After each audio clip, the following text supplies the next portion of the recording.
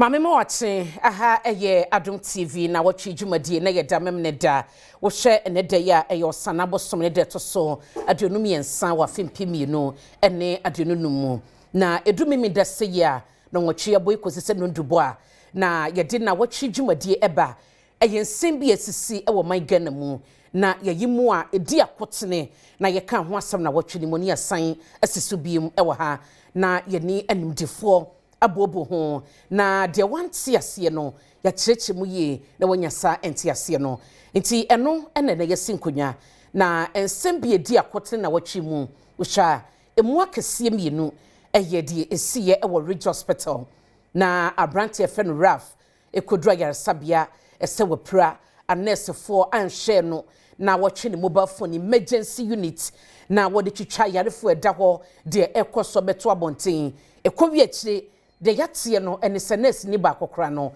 emrantie bi a Raf no de omokoduru mu ewo ayarsabia de omosakeka no amana prepra ye behwe update ben aba twa mesie na memne den edien na sie adefofro ben aba ye bedi mu komo na afei ya boboso nyina de si ye ne enne update no ye de no so aka ho ama wo na edanchen so a yenim se abrante Shatta Wale eyenyumtoni na esen bi ekodi ni chema EOCO ekokwaje esen no a FBI wo mo ye hwehwemu ewo obi man so US ene wo mo a omo eka ho bie ene de eche den na etwetwe adwen besusu se edie na ma bebe eye krono de se obi akowia de na wabeton ama me na mato no asudie no anase asem ne ba me hu wom anase me ho son ena ye besua de ne yasan so adi nkomafa ahye yi a ewo se ye ebra ye to sa ne ma bi a etise yi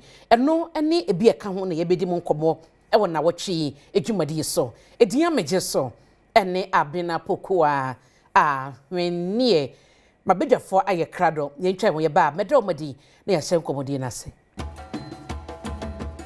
Medase yesanso live ewo Asempa 94.7 eso nti se wadwene ye on radio a ye mo akwaba na watwi dwumadie ede de ebre wo no ye be hyase ewo de esiye ewo Ridge Hospital emergency unit video bi beto abonten ene ye abrante efen Raf the fellow Ghanaian na okita mobile phone edi ehim ewo emergency unit ewo Ridge Hospital na semu nyina ne se wo pranensa ai moja etu no eno ode ade acheche so akwaya sabia ehwenim se womo ebe pay attention anaso mo behwe no na emoja etu no ni ade no kwempo no maso ano ama no onte asie die nti okoduye no anesefo behwe no omo se onkonkoje card edanchen so a o se enkrofo yare emergency aduoma ba no na anesefo tete womo enye hwe emfa ho na oyi ni mobile phone ene na mu atwitwa video si ene wo di friday we mu room we no okoha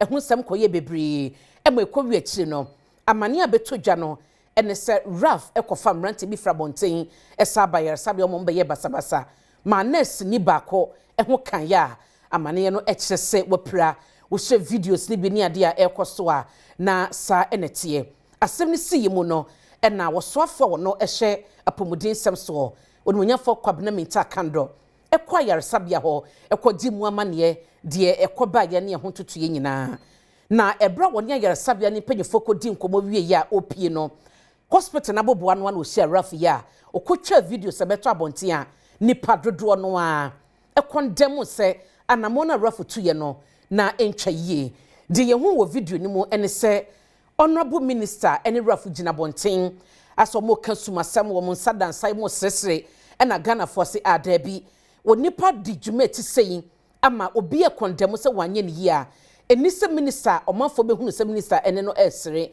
eno na nchen minister ebo Ghana for amane se wate bedwakuom ya omamom na woche so mfanye adwuma na omfa mane metu dwade esiye ene de koba yi nyina omo emeka ho asem minister yensem twefo nhyiemu eka se de esiye no wochechi mu de ba ya woni abrante no kosia ye ene asem o ka kire no e wabonte behunu no se eye bibia na chese ensesesie eno so ye minister na sempo nipa no waku nipa kwa ye se ya sentence no life so nko da fiase a ontumi nkosie nipa no na won snobe no enka nchese fo asem ko obetumi a chie se nipa no na de si na wotwini mu Ifiti da video beto abonten Ghana Registered Nurses and Midwives Association edi ato abenanim say omo arrest omo enti raf na nimanim no anano ye woda eno omo de ne baye say ye kaseyi ya che raf anaso man no enti no ye beje ho update enti bia e wodwumade so ye hwe de si ye ni bimra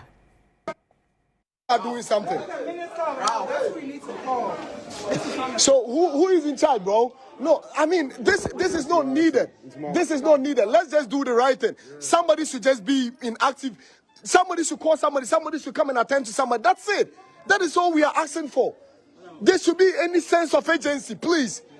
Ghana Medical Association de abetu dwa se eye womanfo bi a womokọ rich aban ayare sabia ene ememu bi ekoho ekodin semone no enye ne kwan so kra no GMA President Dr. Frank Sribo ene ni General Secretary Dr. Richard Selome akasa fa ye anamonto a womanfo yi etuye no womo de ato eye aposifo enim se intempara womo enhwe no muntu so anamo anya sade a adwuma womo eye ewa ayare sabia awodo no eyade a womo twa sankra esanse womanfo edwuma womo eye ewo ho no womo ban bo ho nsem esuakra GMA asan ede ato rich ayare sabia no empenifo enim se womo hwe se womo beye sanse mu enhwehwemu pa na womo ensan ema womanfo medical ene psychological support eye edwumafo a womo ewo ho womo san de ato mpenifo enim se womo hwe se ban bo ho nsem womo bepegem se ne bebo ama ayarehwe akonenim ewo ho Wakasamfonyi bi ane twa no social media so ya hu se Radio Hospital wo emergency war staff oni omanfo mo bi eye twema mentwen no ene Greater Accra Regional Hospital won mo dia no yi eba betudwa na dia nam so a ema kasakasa eba wo staff no na se nipadom no entem ne nyina no nipadom yi esusu se nipa bi ana wapira na nka wose wo mo hwe no mo cheye ansa na won mo ehwe se nipakro no ene eba sa no ema ya saba ne mpanyimfo ntempa no efe Ghana Police Service ema oba ho no mo hwe ye masumdwe din hene eno nti won Shatta Wale Hospital ere aba betudwa ya omo public relations won mo head Juliana inside shase no echire mo se de course ni nyina no wesi esanse sabre ni mo no na won manya emergencies do na won mo ehwe na ade ba ko esi ye ne se opanyina na wapira no na busuafo ene na dofo nyina ebe otwi botsrede edomani echire mo ya resabia hono mo a na won mo ye dede ade na won mo eye no na ha won mo soso nwumadie anso won mo a osade ka ho se de won mo dwuma eni ne so ye ne ya ade a won mo gitumu a enyeye esanse de na wo ye ne so betunya nam so na ma bibibo ne asi wode won se mo ya ba wiye no ayasabia na de tudwa se won mo gusu ekro won mo nsem mo sabre bia na Ghana adehye obahwa mo pomodin nsem no agina brane enso so wode desere eto Ghana adehye ne nso mo ba ya sabia hono mo a eya hwe na o manyi o mo fon se ntwetwane ya ma yekoso hono mo wa bra mpanyimfo enim ho hwe na adwuma won mo ye ne sabre bia na betumi aye kama ehia se ne de ne obuo be ye adwuma e wa fa no no nyina intem Somebody needs to start doing something. So who is in charge, bro? No, I mean this is not needed. This is not needed. Let's just do the right thing. Somebody should just be inactive. Somebody should call somebody. Somebody should come and attend to somebody. That's it. That is all we are asking for. There should be any sense of agency, please. Domketu a womra shibijuma womo ene wo apomuden caucus eso no de abetudwa se womo kasetia eye onipa bi one ememuwa bi ekọ ye rich ayare sabia womo ekotwa mfoni ewo ho a na abra womanfo aba eji ayarehwe a ehu ebom no womo kira ekwan womanfo yi efa so ekọ ayare sabia ho no enye ne kwan so kura no no ne yade a entwe yi ayensese aban no esuso so ayare sabia eye bebi a womanfo ekọje ayarehwe a niema si womune anes ene a doctor fontem no eye womu nkuto na sese womunim na nsese omanfo efi abonten etu sa na mo no ye ntie na ya twen ya dwen so esiso ewe kwan bi a union leaders ebinom edidi matem no mo sopame abraham yo mo hwe me de ma dwen ni se amamu ananyansa de ni baba ko fotri nti obia oye adwuma e wo health sector na so de na adwen ba ye be kwan ye be faso a health sector no e betum bon anya atem didie ye wo mahama cares ye wo adwuma samre ye du achiri pa ye wo free primary health care ye wo adwuma a quite many of the pastor hospitals are hold to a binya if you deal with the unless for any health professors are put over school, which if you wouldn't have your money. Any day, can't come home. I was say 2-1 now. And yet, did he get the baby? And also, we are done. Dear course to be ye channel funi at one opinion or cassette or a year on Munya for Quabnaminta candle or swap our share apomoding and some so a woman yimu. Na mamekwa ahomaso na mene urasamo Arthur and Kasa or your public health advocate na fe yemi sano. Die si ye nyina ani baby a baby drew. Ye bonetofa ni take wo ho ye de na fe medina ko asem ni mu. Arthur machi. Obabna mejo so me ma matiefo ne mahwefo nyina so achi anope. Yeda se ene obre megide se wodi akire efiti ebra rafe ko hospital ho video so de beto abonten basabasa ye si ye na nurse ni ba kwa wo praye ebe si de osofo na kan committee o mate ebe ye eho investigation de na obeka wo overall opinion wo ho eden Yo abna meda wase na Madam Mpemfo ase se edumre bi se na oman ho asem nsem ehia se especially if apomdin ho a mofre ye mu bi agi adwenche ma ho ho aso kokra na abina asema esi se ankoyi o hwe kwan a emrantie no se ebura hospital or facility ho I think say fairly violence of any in any form, and I said disruption will because of normal work or the normal flow of work. No, and idea is desirable. And for me, any car any violence I see and your baby keke having a market baby and a lorry station be and farming home, but baby to say hospital I sabi. One woman tia for 100 one baba be show ma omo be dia ya hwe binu ho yira omo binu so de da wa sabi omo ahudin mu ni oya na sabi ya ye wa ahudin mu ye kone ye koyi didi sabi ko da suban bi adi na de how be ma womo a impatient na me feel say ankoyi I think say a regrettable unfortunate a very shameful incident in a Ridge Hospital.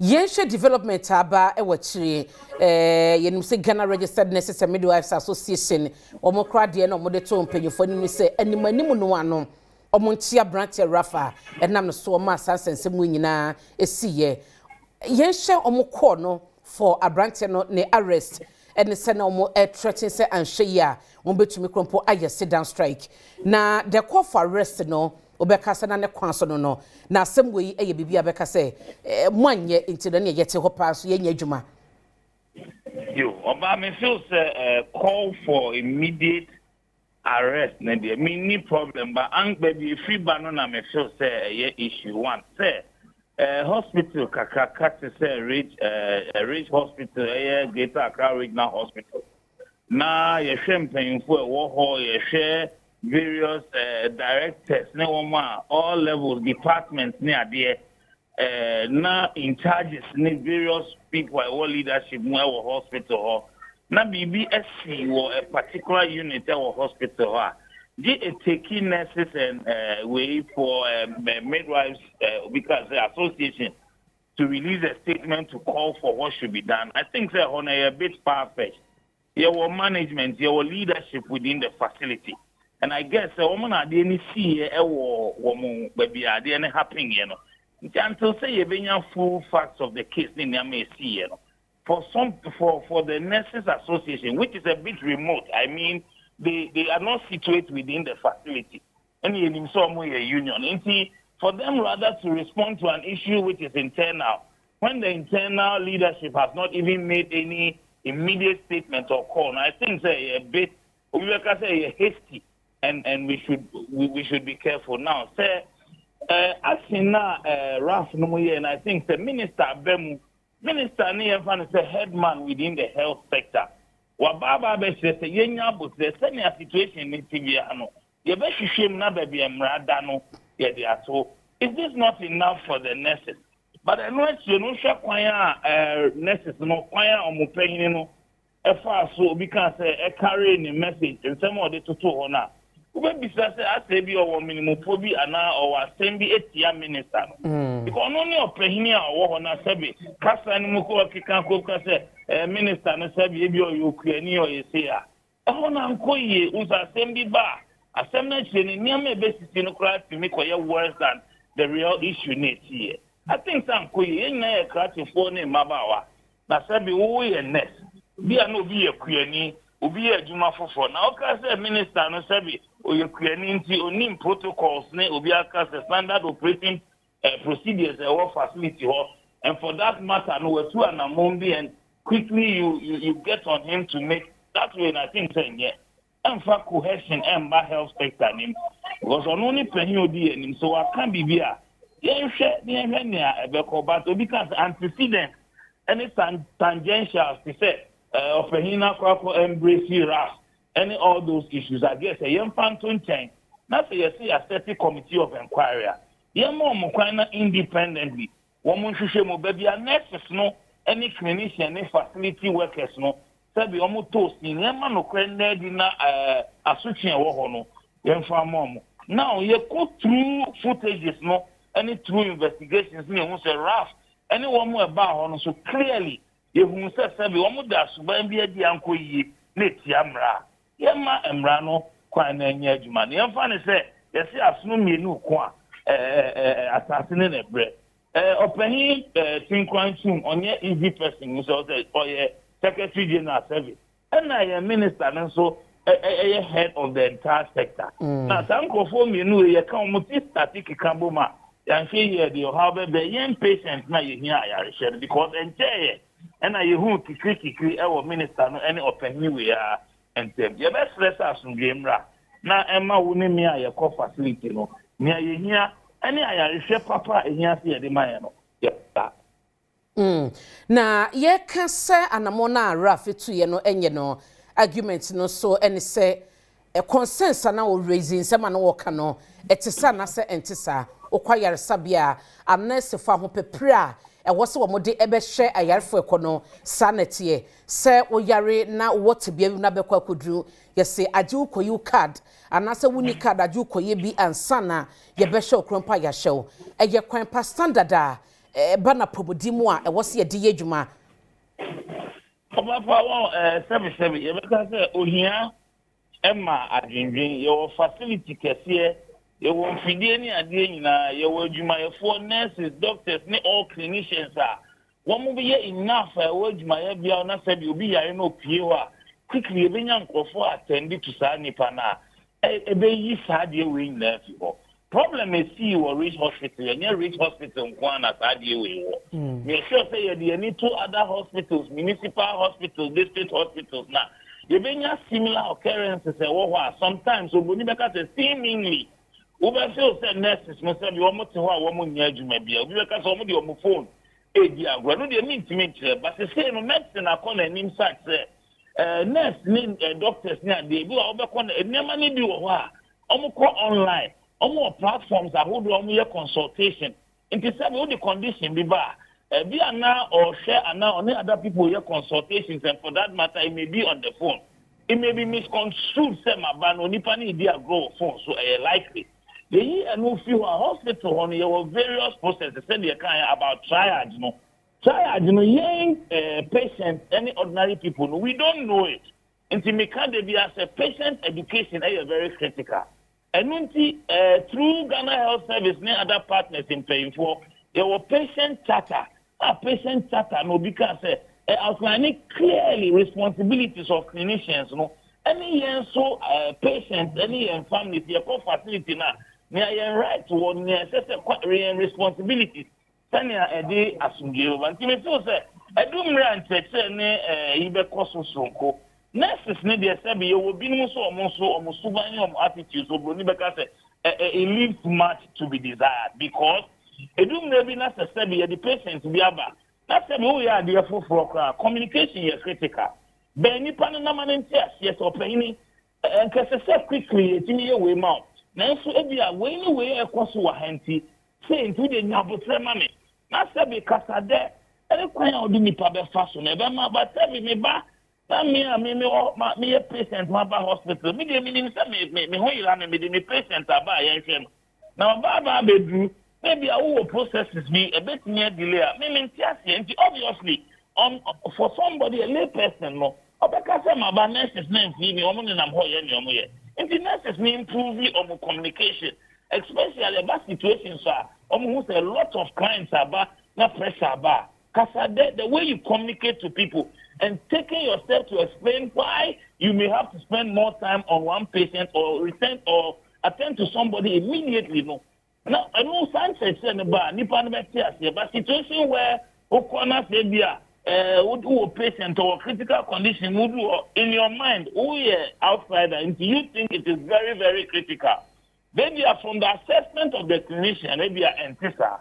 Even he says, Nipan, you know, into who are you clinician? And then so about situation. So Nnawotwe, maybe a situation where a new Musa, maybe a man away, the man obey and mercy.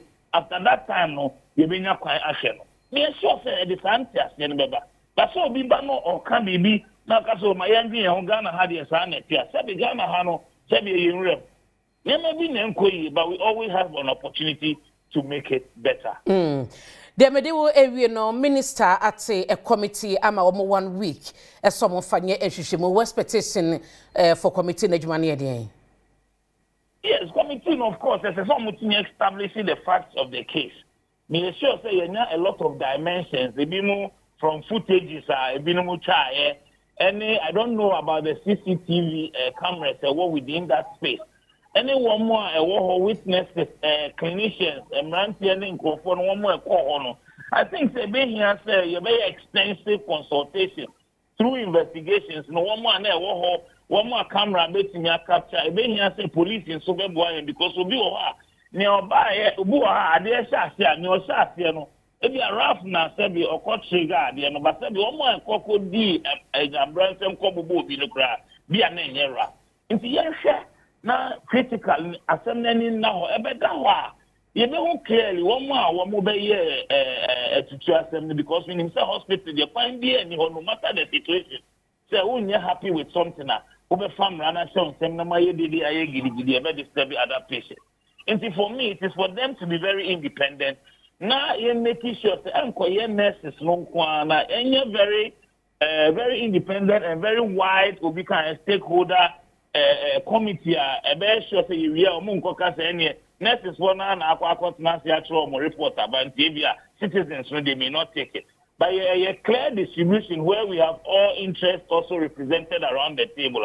Make sure say results by conclusions no. You be taking addition so yet to me esia Mamena sene brawanya amame yewra Samuel Arthur Nnawotwe kano oye public health advocate eti nkomo a asie ne entotoye no babi ababedu no na wode ne die atum no na yegusoa ewo apomde ho ensem no mepano ya ewa no Mohammed the Royal Samba ono eye NDC communication team member wakamensa ewo ha yene no enhyase na afi yenhwe sedia ensem no etie na ansana eno no mametwa me hotel emresesia meba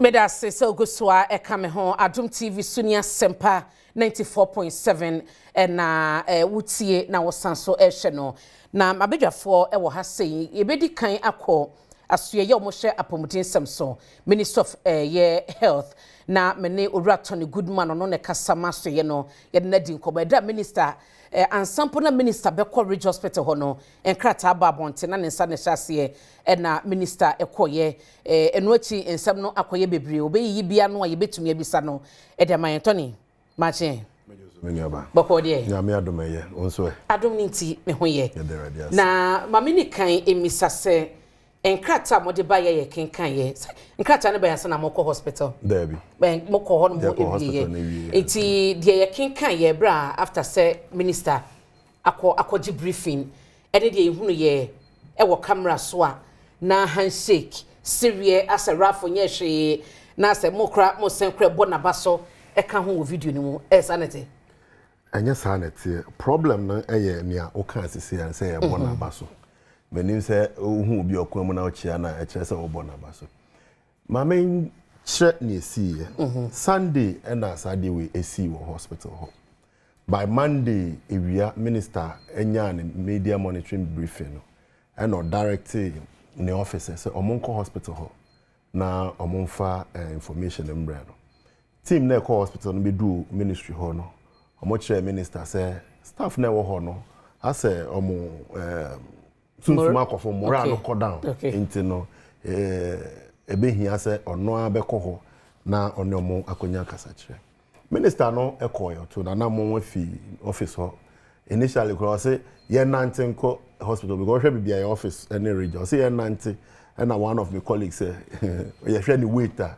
enye possible nti and me fan wo ka ma ye ko ho minister ye ko du ho no ye twen minister kakra nti e frɛ ye no na ono a request is a Ghana Health Service Director General ba ka no ho office asa waba ti within 50 minutes no ma bedu obedu ye no okọ abrante na ye de ne ba ye no nia abrante Raf ene ne group ne de ne ba ye no okọ ne nchen ekohwe no ebisa se den na de ne ba ye omo so onya some head injury enti na anka I was say omo ye some referral eko a different place omo akotwa scan ansana ya ye further care bankrofo na anti asente na de we ba ye no office ahodo no call lady na nurse ni na ne sa na no call no ade no kasa ye e kire ne se ne wahwe bia no obe make sure say obe ne sa be kan na back care why ready say the also ye bia na ne ho to no ono minister no ebeye owie no call management meeting any management kasa na question obi say say mo report asemi ama police na almost so there be police for no e ba na minister ne say police ha no mo ba ye no enye official report nte mo nko report officially mo trauma statement mo ba mo continue the care for this lady nte ofi management conference room na wo ho na all ba no entrance no na ye hu abrante Rafi minister no ne medical director no bon ko me gina ne size Raf no ba ye no no start so o che obia minister nim Raf me na me say so nim Raf me no social media me share and say that minister so nim no till that day no yes nim no ente me social media ente me hu no but before so beto so video minister she be there the video na dem call ho no o share video ni bi yes yeah briefing no anopa ye kwa na see weekend or media ko briefing no but me bisa say the video in question enam so ma ensemba ya minister de call ho no o share video ni bi and American say video no during yen briefing no ye kire na video mo de kire no ma share ye ehun the actors wo video ni mu o share video no actors ni o share initial one na but at least by initial one na na mo de kire no the Sunday anajo de no o say be ba Sunday omoko gina 2 patients bi won mo ye de reach understand their CCTV na no buy we ba ku bi a omo gina boys no bra no da ha omo ne na nenam ho no omo say wewu eno sa video no na ye de kire minister eno mu no na hospital na ngofa boyura hosa no monko na monfa report mbreme enti be say you do entrance or no me na me prompted the PR of Ridge ono kra na buy no say because me hu no I say me hu guy da anye guy on social media enti PR no say that is a guy to kan na me prompted minister honorable that is a guy enti social minister osa call ni chen bi e train say why did you do that and a guy no say or can be actually as the minister didn't tell us or person be hu no one office later na ye hu say ye fee ministry no na guy no aba ministry ho before no just on also the na man e be da minister earlier and ye nti okoye na ye say minister eni ho no and oba Ridge Hospital ho nti mo ba Ridge every ben time be na mo do Ridge Hospital you do Ridge Hospital around 3 area you do Ridge around 3. It's what when that thing happened, you know, or Sanchi, and you know, chair after you call hospital to now deal with the issue. One, of course, it's semi issue statements. mature statement. So maybe a statement I may buy and yeah discuss how to issue, no. And now ya call Ridge Hospital aba. Into ono na wako hono. We're supposed to put that in a paragraph. Ono se me no. Yeah no. Me buy na on the topmost hierarchy of the police. Ewo ahomaswa they were having a privileged information. Okay. Hono Oma the chief director draw to regional commander, Greater Accra regional commander of police, Ghana police. May say ye fee rage honor ye buy and these are the actions. Okay. And I draw letter Emma regional command. Meanwhile, Wakache rage say Munko report Amomako Adabraka. In that officially na rage for report Omakology complaint no Adabraka police station. Okay. May say after the handshake, these were the actions the minister took. And you know, the handshake did not prevent the minister from doing anything. He was convinced that this is what I want to do upon listening to EOCO, and did what he did. A committee was formed. Meba committee no so. Into minister Efre police opinion born na mane what has been dear na ba chiri update here then. Yeah, from there EOCO Ridge Hospital, Nima police patrol was deployed to the hospital. Okay. Almost a chain war around the emergency area. Up to the following day, informing management say there will be only Ridge emergency area. On the war, so they will patrol the whole area into Omo area.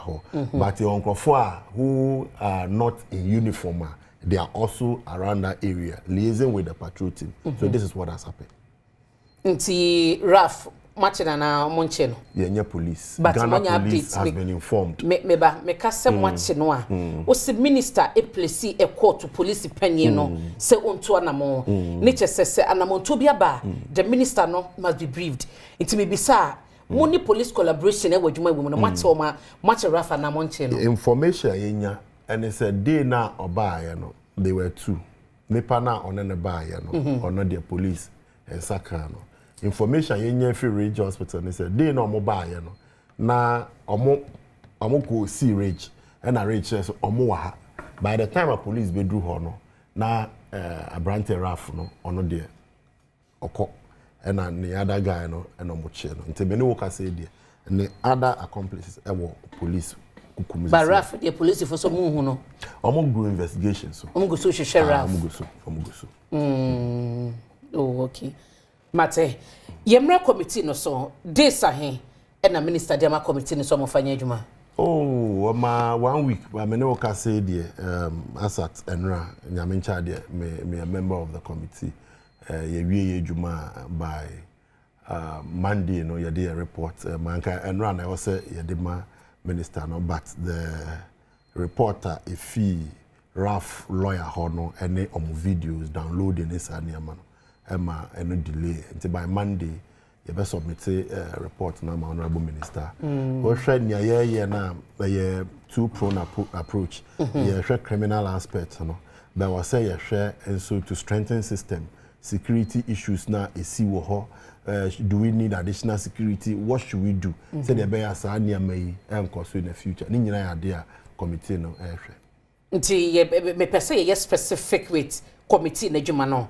Consensus are rough raise no e wo musa ne approach no na enye but consensus no obi beka say legitimate a obekọ ayaresabia eto da bia unless for kwan yo fa so di omudwuma no ya na e ma no eye ya sa wo do yare for emergency a wo de ye wo emergency no koduru ho no ma omo no enye emergency ne sa enti sa consensus na wo raise no na e ka modwuma ho say mo be hwe no mu na se mo hwe mu no mo be boya mane say yahunu seniema ba komienu we ye sinto awo ya nurse for no ho it recommendation we ne dia ba edanche so a wo mo bambo CCTV ene say etimi mu akwan krama nipa dodo sa eboram we emergency no ne nyina na kamadwuma ho ana say mo de ne the criminal aspect no ne security pe ne nyina ka adwuma ye de na de ye hu say Raf ene ne lawyer o ma submit document ne workers are now from the specialist consultant,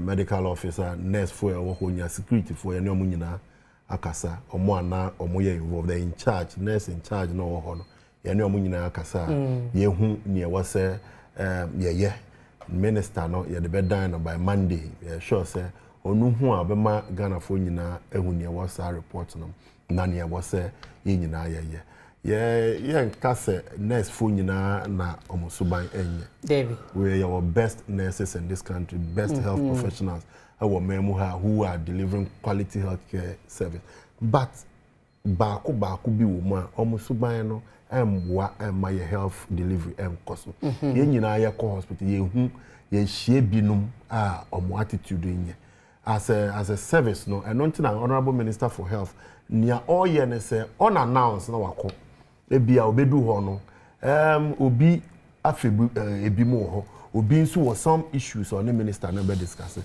now ya improving upon the service and not just say you need monitoring and evaluation but you know say no anytime a team in the corner it may be when ya window dressing ya the nyama to akwemu but minister na say will go on announced and no the abbey ama minister are improving upon a lot of things nia ya call achimote yi oba no bisa say can't we introduce the appointment system say bia me na bia na me yefumu na ha me anase me say baby we can look at say okay we no bra hospital ewiem ebia won so were different issue over around 4 to 6 I know na your group say the be ya enkoye anopa ye nyina ye rashiko hospital na yakobodom pemo ho ye nim ya baby ayefa enti no ne nyina ye ade ayefo me ne ka say equipment ba oba be distribute as a result of monitoring your ono ekoi by next week like also on a Friday atwemu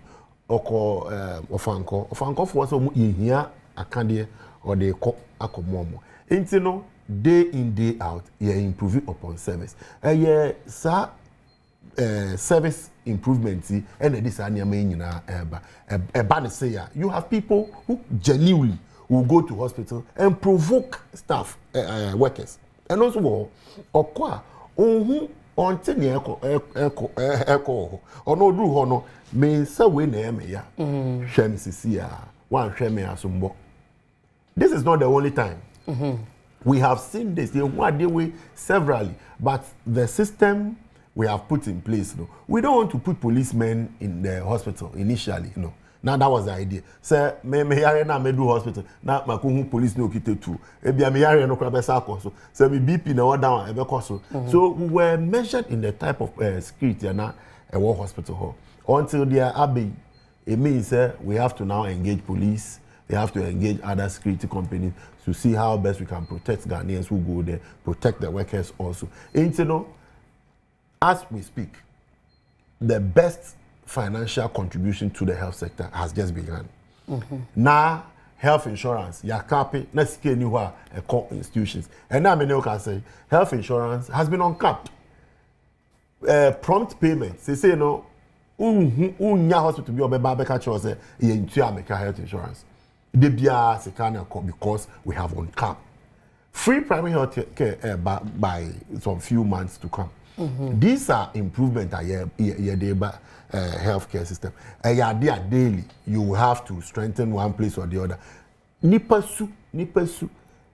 Best training.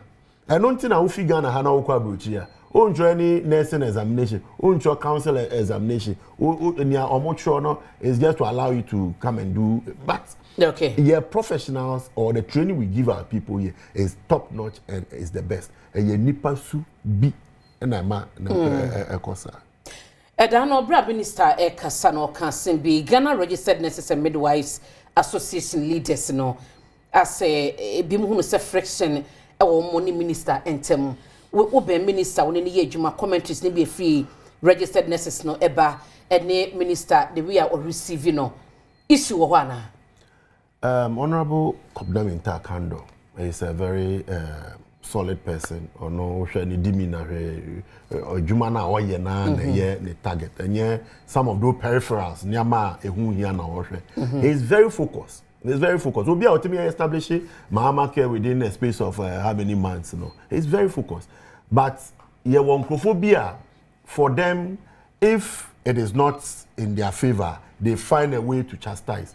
If we are a union leader, now you can go and call your minister names. That means that one Kasano, you don't deserve to be a union leader. Because yours is that in the scale of things, no, minister is here, the worker is here, union waha. We are looking at the interest of this person, not for us to be fighting up here and then this person will be suffering. And then I was say, Adiwe, near Mekan, minister, no ye na boni benawai, near or ye now somebody feels say, I believe, sir, you, the union, will go to your minister. Minister, this is what we have heard. What is happening? Then the minister brief you. Then you get clear picture of what has happened.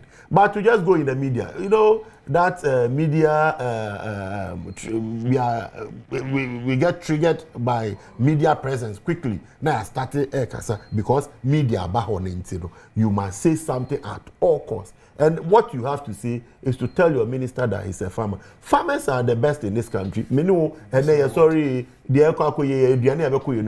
it's from so farmers. Protecting interest because the staff are subjected to a brought to hospital a yejuma. Mijidi say o field in or no so no or field in me betumi atono. Inti ebia ni approach no but there now can consensus no. Legitimate no, na ye can say it is the way you say it. You may have concern, but concern here then. Say we a union na EOCO hospital na unipe bi ehwaka. You provide care, you provide solace to that person. Many o kase onim yomaya masa. Say be omaya o kan o me kan. To tell minister say your farmer and the omutimika. Ni amoye and omutimika. But we know. Say minister ama ye the phone number minister ama ye the scam ama lady minister ama ya call reporting case or police station minister ama ya throw to regional police commander. The minister has done all that a leader should do. What have they done? Let's juxtapose the two and then we can compare. If you're a union, the welfare of your worker, it should be paramount, but the minister has done that. Everything I hear discussing is the minister, not the union. So the support should rather come from the union to the minister, backing the minister, not to say all of those things we heard in the media. Nti ebe nka minister be person be withdraw na so be pa ho achewana.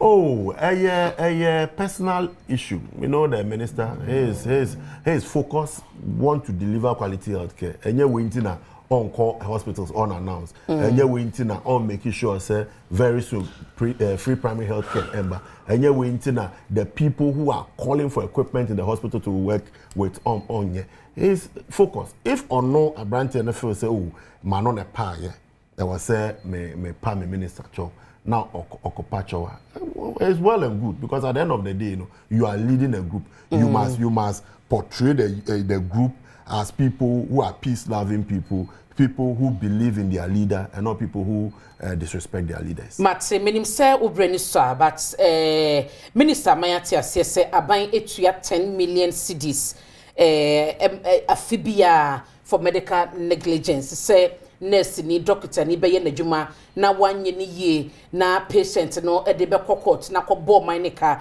yetua 10 million Ghana cedis afibia e wo sadi we ho obema details kakra. Medical negligence. Nancy, my name is Radio Hospital DA.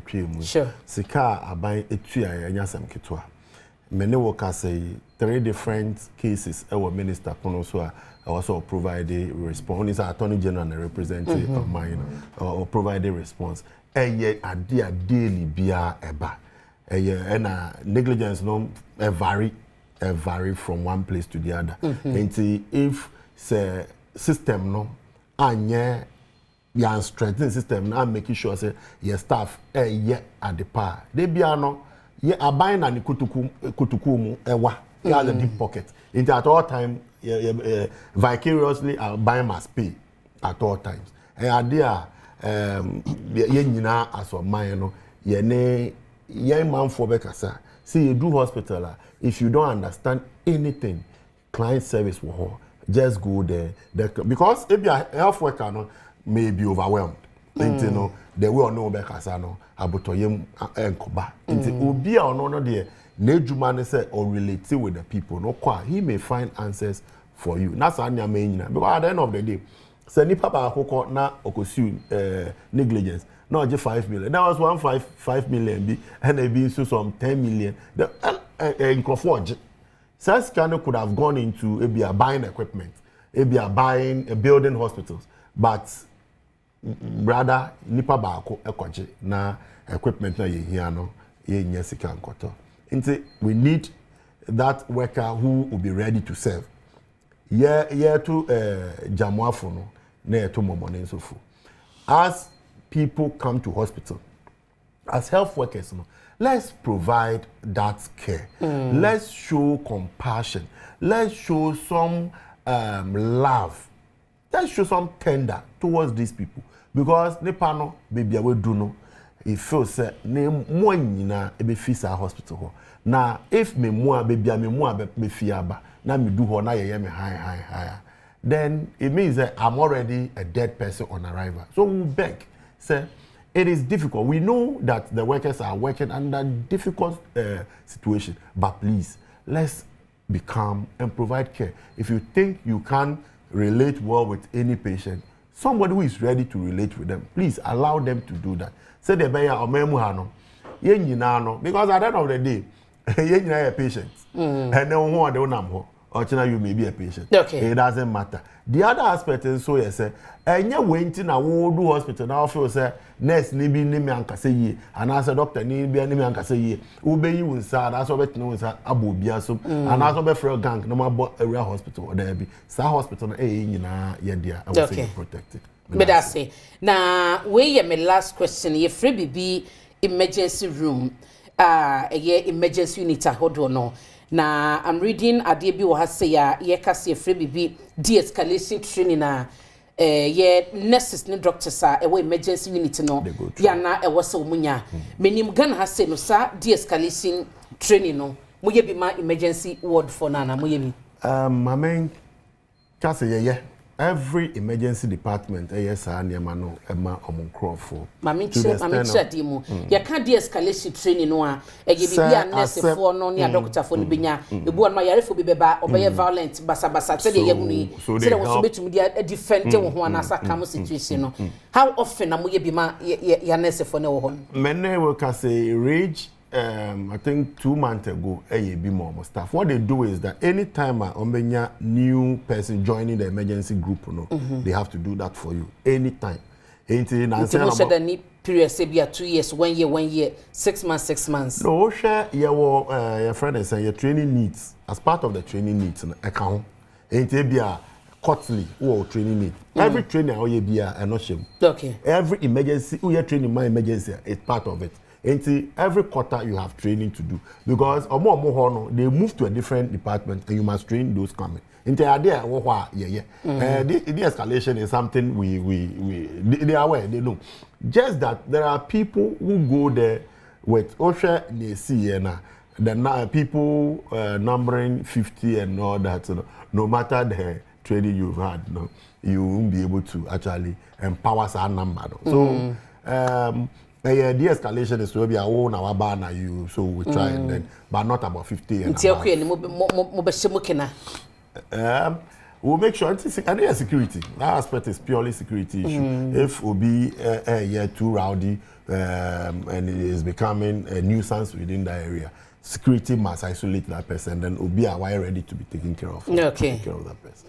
But I say Tony good man and out kano or no ene kasa Emma Australia share pomode ensem so e na ye ne no adi enkomo no na me guest e Yakobi Amoa or ye lawyer wasanso ye MPP communication team member e na Abrantie Mohamedi Royal Samba wono so ye NDC communication team member enti no mamenko Mohammed ho mo machin yeah, I mean, what na say ache I think I've learned a lot. It's good. It's good. Masha de kakra me da say dia kwaso ni nyina no me hu se Tony kasa wo mu ana se wo pese kasa kra wo je kan ya de but ye share de ba bi e hyase ene empempenso adru so far we impressed with the approach minister Ghana registered nurses or mode akono ana no mama nchao mama fa kwanya nchao bibi o hwa no pay. This is the first time I'm ever here. Okay. This is the first time since I started my political friends communication. This is the first time I'm ever done. Okay. But obi bi a hwe mo simply say I have rituals and more I think this is the first time. This is the first time meeting my brother, and this is the first time meeting lawyers. Me can say they and offer Manchester supporters. Now there are reasons why individually they support the team, but you can group them as Manchester supporters. Now me as a communicator for a party and this party, no, me what philosophy that guides me as a communicator. I can say what guides me as a communicator is my loyalty to my party ends at where my loyalty to my country begins. In Tabana Sana, Sebi, oh yeah, Amonyasema, you put the human development first. In this same year, on Fakoya Amonyasem, if it has to do with our health and our life as Ghanaians, no, politics. Maka say, you know, I think Assembly C, no, I have been following it from the day one Assembly C because now it was social media, I should be. But you see, it's important we separate the politics aspect of it and the propaganda aspect from the true fact. And I am the same today has been able to do justice to that. Rich Hospital, for instance, me personally, I've had issue with them. This year, 4 months ago, my auntie trapped at a former bathroom. And I think I drove her to the place around 7:45. And no, it's PM. And okay, and you may. Me auntie now wheelchair to the next dawn. Yes. Na emergency unit, but almost share no. Not wheelchair because and I was so worried say obi a what tough from bathroom. Could be any internal bleeding as well. We needed a bed for her to properly relax. Look, I couldn't fault the nurses because Dana Najono, the issue that confronted us was logistic issue. That one I can't blame any doctor or any nurse for doing that.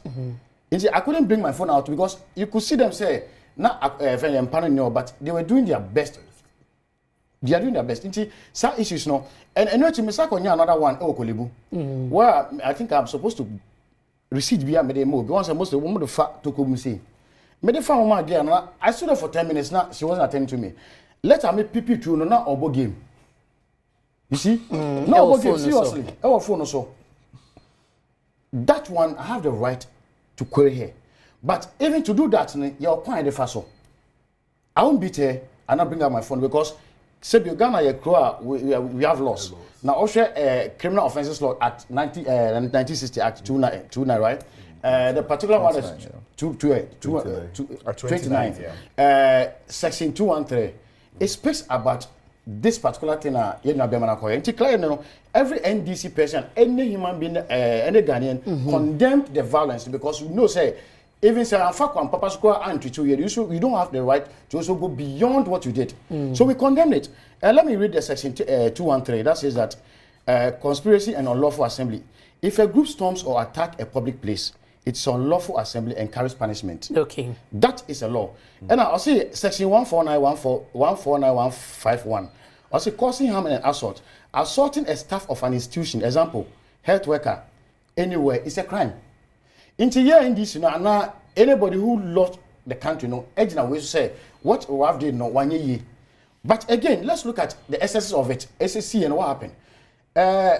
My brother has been able to explain things to us because initially, but not go for can say now, Minister Honorable Akando 1 year because he went to hack the guy. Now, I think my brother knows Akando more than me, but Akando, no, it's just campaign, police in Asia, but it's somebody who is down to earth. Now, I was also part of the team when you had the issue at Tamale. The issue at Tamale. The manner and the where Minister Nebai and let us see, now I was saying, if this the Ghana Registered Nurses Association, yes, the PRO, is PRO, right? It's the secretary. Secretary. If you have issue with the minister, and I know a committee and I was so sad because one of the stations, another guy was trying to tell him to apologize. And that guy didn't apologize. He stood by what he said. Who was telling who to apologize? Yes, I think I need to get one of the TV stations yesterday. Like the actors involved, the one in there catch no, catch the events and GRA boss no say apologize to the minister. No, the radio station was telling one of the radio stations I think I'll get for yesterday night. Trying to tell him to apologize. But the guy, he was so obstinate to say he stood by what he said. That is aspect of it. Because as soon as, my brother has been able to explain, say, but man, I'm so sad, PRO, let me be, I think Ralph should be picked by now. That will complete the whole event. Yes, Ralph should be picked by that one. I won't say because Ralph should be picked by now because it's clear say he is the champion of it. In China, that's where the other because There's in psychology you have something called operant conditioning. I think when behavior is modified by consequences. One yes a biom and I read, I don't know whether my brothers are aware. I can't make no reach a motor victim be a fini my mom will be by. And Charlie, it was so scary that day. Necessarily, and I also experienced another one. A Muslim brother who here they wanted to take the body. Once the Muslims when they die, they don't take us so much. And there's a process to do that. Rich will give it to you, but it seems they wanted to bypass the process. And also, I remember that it was very chaos. Into Rich, looking at the situation of Rich, where he's situated, geographically, it's very important. It's very important. Now, Ocean video now, make sure I don't know. In the chaos of everything, the security men now, Rich, they overpowered. They overpowered. And this goes to my brother as well. Most of the hospitals are making, I don't know whether it's because of patients, that's why they bring old men as security people. Most of the security men we have in most of these hospitals are very old and they can't even arrest a female robber or thief. In general, it's just let's learn from it. But clearly, I mean, because the PRM itself has given us what is supposed to be done. Now, all Kasana meeting Anka police and BIM, and minister and so and Fred police, I'll be so disappointed. But I know the man I can't do. I know you will never sweep this under carpet. I know very well. So it will be a Sebio Ghana, health sector when Edan Akumaso. Also, the manner he introduced the Mama Care.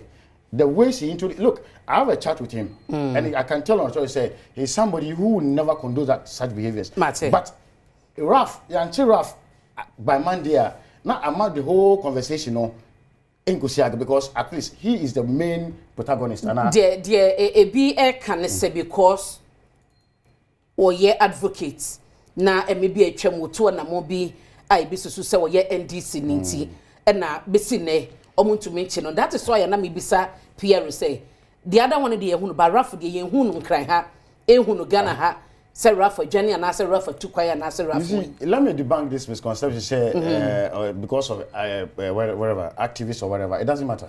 I know the party I belong to. We have executive member, national executive member who was even alleged to have been involved in Galamsey. Yes, because he's saying yes, sir, EOCO came out, says he has been invited and there's a process going on. And no more a banker but my Eka Wadum TV so be invited no Joseph Yamin also be invited. That very day. It's the no invited now. That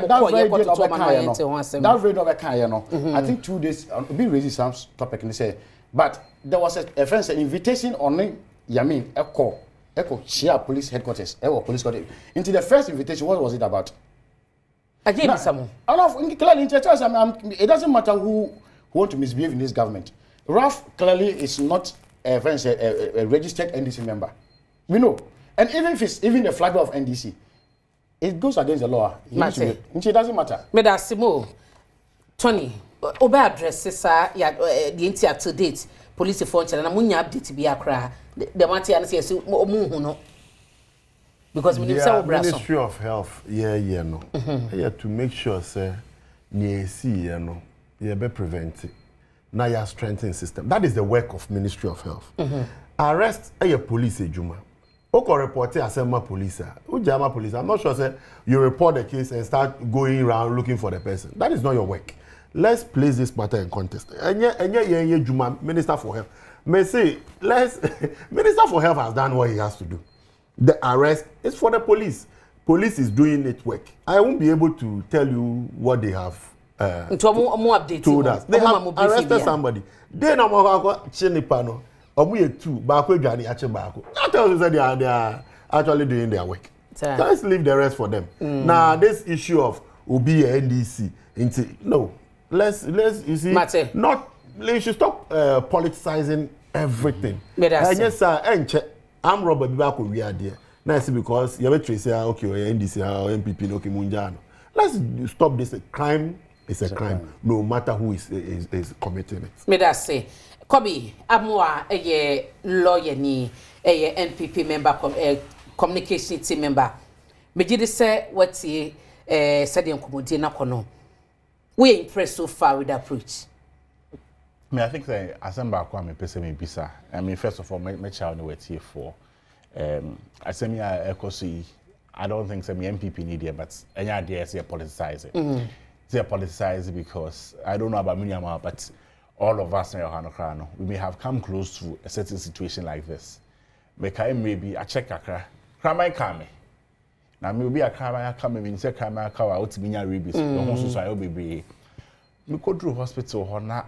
As soon as your more, I mean, we are nurse also cry my car in emergency. And I just say, emergency. Roof I mean, I didn't react. Later, you treat him and hot or me quiet.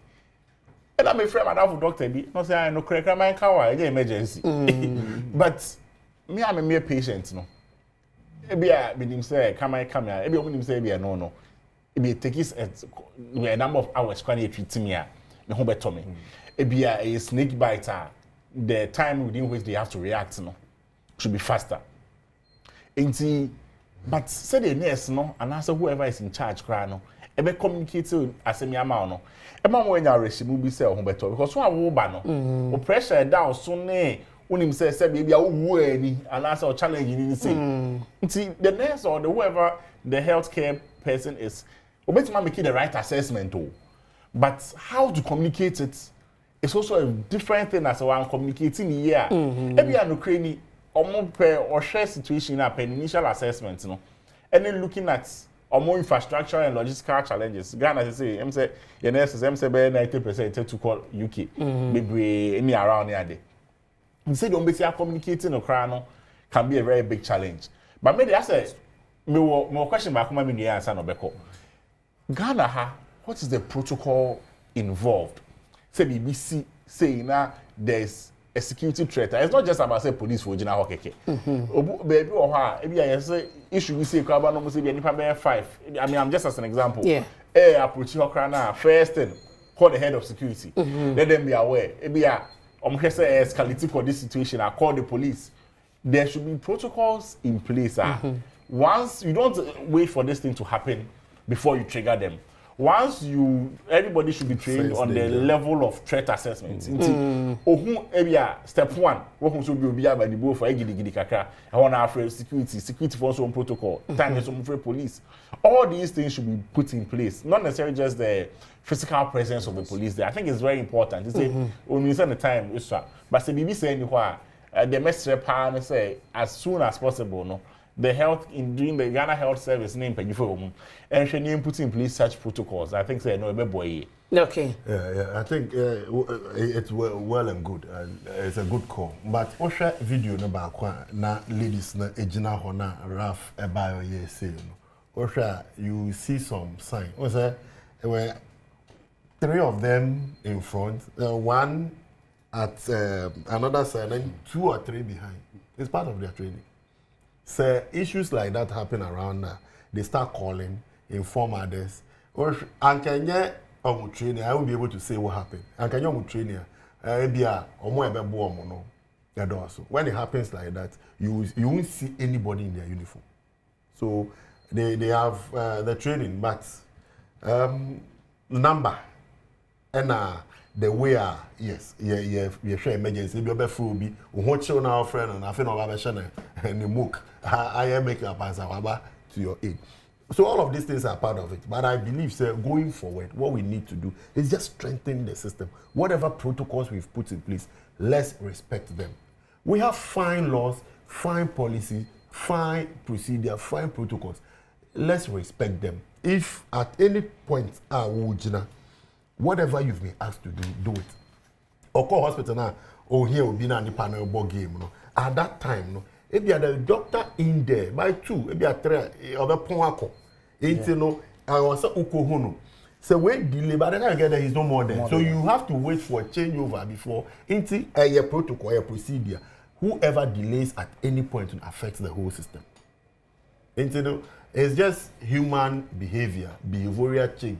We must change our attitude towards ourselves. The way I have to relate to that person should change. We shouldn't antagonize ourselves as if we are in some tag of war.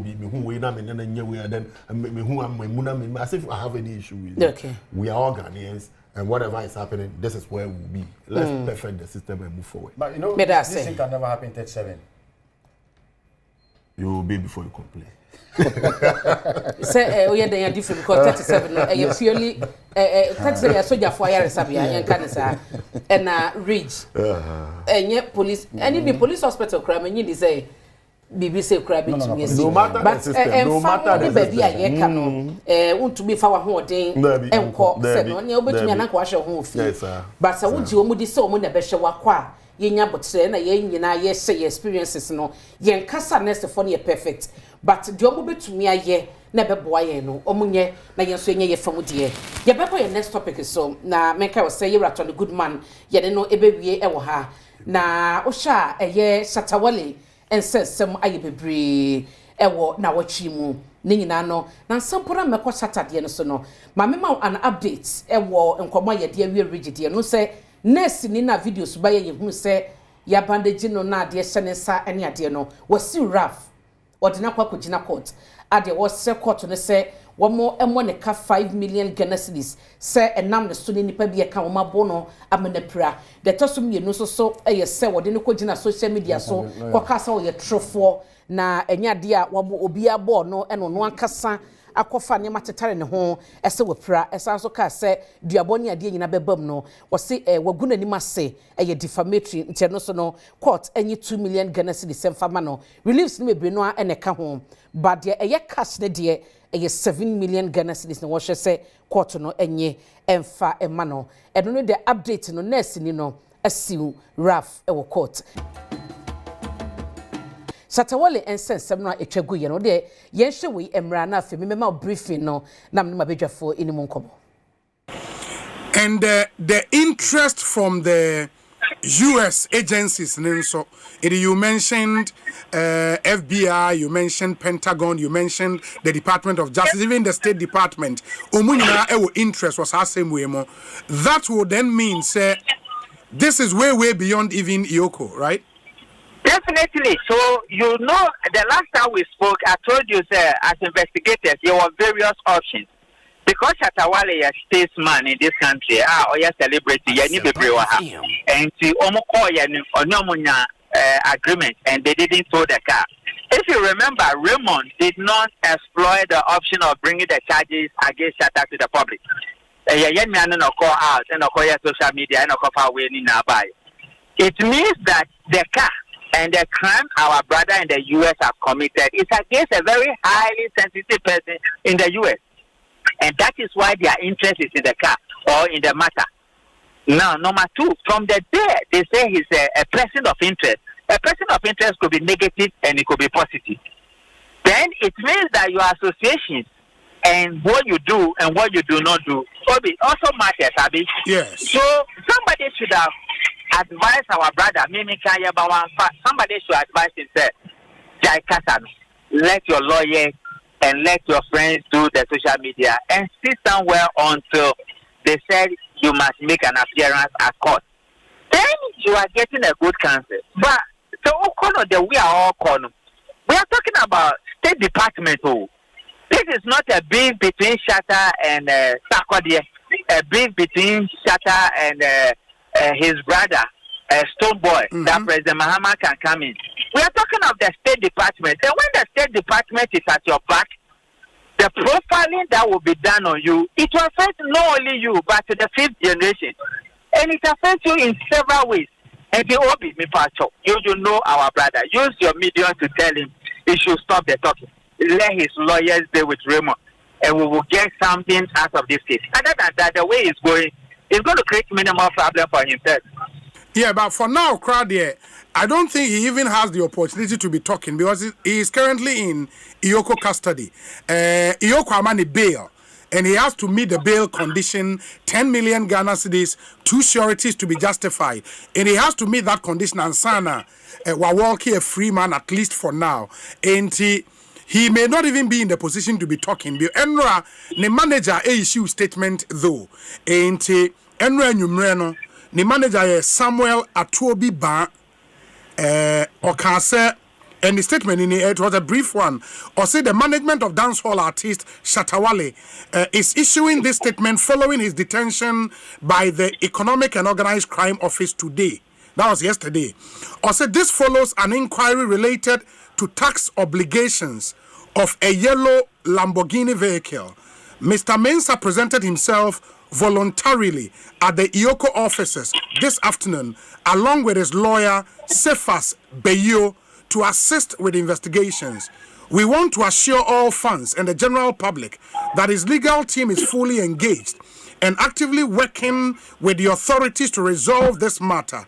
They are taking all necessary steps to secure his release at the earliest opportunity. We urge the SM family and all well-wishers to remain calm and avoid any speculation. We have the utmost confidence in the judicial process. Management and its legal representatives will return to EOCO offices tomorrow, which is today, to continue these discussions. We will provide further updates as appropriate. Indeed, Weno is more like what you suggested. Exactly, brilliant. Now, no money, lawyers should continue in that regard. You'll be fine. But once you keep on talking, investigated. So, we might here for 29 years. So, you have to comport yourself and you have to come to a level where you are answering the questions and you are not operating from a position of weakness. Someone who weakness, they will exploit it. Someone who something that looks like you are saying some things, self-incrimination, they will exploit it. And to Kasano, lawyers have been trained as investigators. They know what to say and what not to say. Ebanisana is in that regard. And so that is the only advice I want to give him. But Ghanaians must understand that once you are a person of interest and you have become a statesman, you either have opportunities in life or you have many vulnerabilities. And when your back is against the wall, you allow your lawyers to speak for you. That is why they have also been to law school. And it helps in several ways. But and then he has forced Raymond to push out many of the things he said to them. And some of these things are going to create credibility issues for him in a very long time to come. I'm here to supply information to you guys, and that's it. The good news is that Shatta Wale has been granted bail and he has been released. Finally, at the moment, he's been released to go home. Once again, another good news is that the bail conditions was reduced from 10 million to 5 million Ghana cedis with 2 sureties.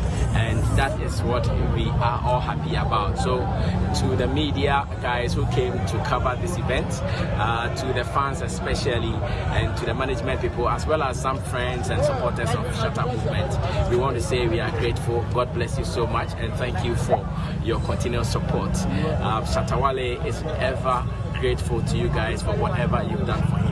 I'm sure from time to time you guys will be hearing from him very soon. So to everybody around the world watching, Shatta Wale has been given bail and he's been released finally.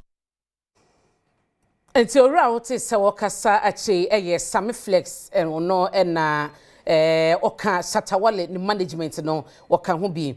And na penyi so ote se woni obi e kasa e we kosi senso no e Richard Kumado or no ka omo ban frodo sense mu ni ade no a wo ye animdifo mo suemu ade pa e na wo kire ehosem wo seka Lamborghini yellow ya emu komodi adosun na ye US money mu na Ghana ni bi o ma kire no wo mo kire se wa frodi ni pa bi sika be se $4 million aka yankasa ye kana asem kra no wo mo esusu se ye wia ye kronodie ene se wo mo Shatta no abeka so no koto $150,000 enom se ne sadia memu ton na EOCO eje ka no na busumi ahyase mu ana ehon sensem hyase ba ya Shatta de ebeto abonten wo mo toto na no na Shatta se won de ka no wotoye nipa na wotoka no wo ne chat wo WhatsApp oni ba bia ne number wo delete nti oni ba bia obekohu na kira kwan kra ehon sem koye bebre wo mo ma no bail no 10 million Ghana cedis ekowi echo mo teso eba 5 million na wo de amane bail ne Shatta abafie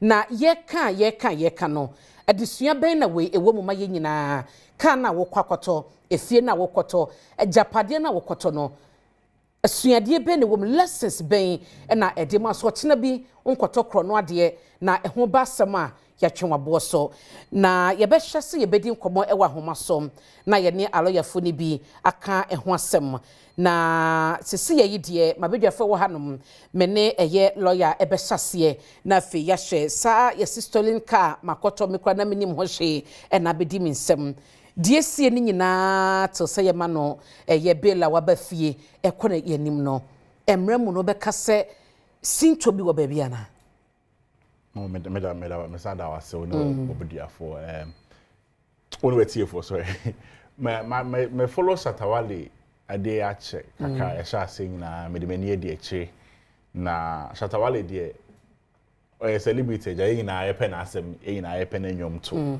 but say de o si kan na yenye careful say we celebrity o we hwan o emra no de ene onya na ene wenya enti say emra no process no start here say o make sure say wa vele o ho ana say o ma ho kwan na no lawyer fo na ye nyomu dili Shatta nyomu bi a sha say feel say ambo obeba social media e be church on sem na say because ningina no at the end no e betima contribute to the kind of evidence e benya against you na sometimes I na clients no sometimes me sure say be an lawyer be catch no but and obi ho a o feel say be a wa lawyer no kra na wa ko hu school o hu nimde no o nim chen and answer is o can be chill ningina yensu ya ho ade me process na ma kon dey so far dey me she na hu sinto say omo invite EOCO invite no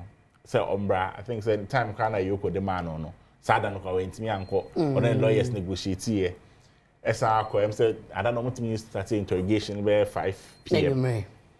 and the no mkasoki ya granting bail and I say bail won say bebraba I think say just that say one thing I am me pese yin na ehun ne the law enforcement agencies no so ehun ne say emremu no bail is just to ensure say the next time you be free no beba na you make sure say you bail ne ho conditions no enya ade a say bio isi obi ho kwan say ne ye bo afokra sa empempem na mu maybe say me divert kaka me kai time or rapport Adom watch ye friend do call special prosecutor's office that obi a yes on fill the form na form no so watch say e bi oni asase bi e ori din mu na no na yes and dey kwakoye the bail conditioner as of fulfilling answer na ye no the bibisa dey na heading.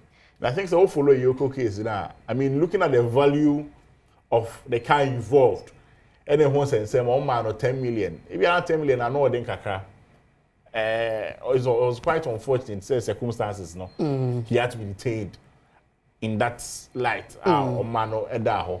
I don't know but person preemptive because me name nkomo so a any police for no sorry EOCO for no and then the lawyer for no any nkita ho a omodi okay but say omuka say bail with sureties to be justified ya na ade e wo say yenya say justification nya be mu a obi on bakra oba no e so kire say sa property no owo and apart from so kire say sa property no owo no kra no and most of the time no e say making sure say sa property no owo no kra no or be on the home crata ba no e ono ani dim na ewo mu ana e ono ade ana enye fraud bi na onipa kro abeye sometimes cry no and the one do be sometimes discretionary na there na police for the law enforcement agencies no make me dey in quote upon the show no but so make sure say value no cry no e do a certain extent mame ko zoom na me ne lawyer John Agbote eni komo na fe yenhwe emra no ede na eka efa enkomo ye die nyina ho se wakoto ade eye krono de se wonim anasa wonim ye to nsa frɛ wo no wonya krata kyerɛ sɛ ade weyi matɔ atuaka enye sɛ mebo nipa no mane wi ya nasem nim sɛ wawia ɛno de bɛkyɛ me wanya bibisa amfa ma ade na mra ne ka na sɛ matua ma obibia pepepe so a emra no ɛsesen ye twenwa wo a wowia bɛtɔ ma me na bo so a me so me hu wo mu ana council mache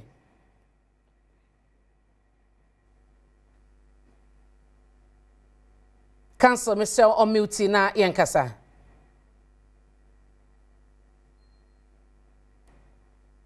Okay. Yes, say yebenya lawyer John Agbote na ye nadin kobo no kobi na wokasa na for no esimame. That may can say even the value of the property involved, you know. Say be a bill condition the amount they say per property 10 million. Say be o Ghana ha baby ane ho asase ne bo. Nti be a 10 million Ghana cedis no kofa me pese me book baby edin. Ba kofa e kire baby asase e na be dan popocho be esi so ba say 10 million na. E bia na ya nkoma sa be no. Nti say be say the your evaluation.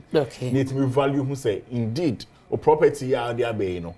Ya value because e no na say u breaki bill and I say udwane a aban be fa na make sure say sa bill ko yi na ye de beteka on say bill no ye ka say e na bu ko dwen say bill no ye ka say ska bi e say betue ska bi to ho ana baby baby ye obi on back over stand surety say bi a Shatta Wale action no me na me stand surety amana me na say me be di agine mu say be de japade we a value say to so this equal to the value I hwehwe no. Okay. Na se bibia si na when me understand trial na so dwane a me ready say me japade no me forfeit the amabai and na say me jaya amabai.